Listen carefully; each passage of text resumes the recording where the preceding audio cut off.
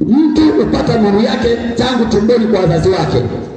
Kwa hiyo anachofanya shetani, anapiga wazazi kwenye ulimwengu wa roho kwa kutumia wachawi.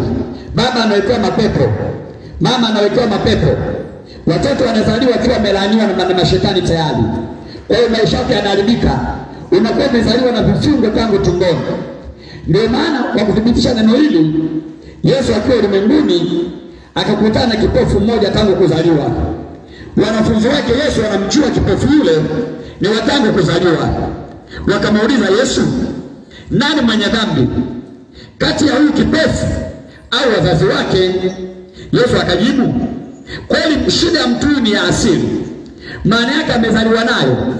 Kwenye maisha matatizo mengi yanajulikana yanawapata watu kwa sababu ya dhambi na makosa mbalimbali ambayo watu wamemkosea Mungu.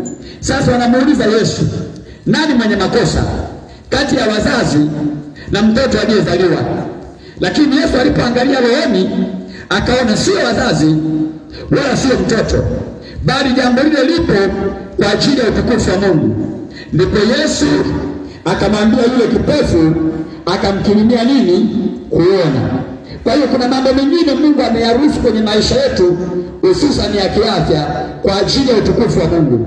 Lakini kuna mengine ambayo sio utukufu wa Mungu, bali ni wachawi, ni watu wenye roho mbaya na shetani wamefunga maisha yako tu.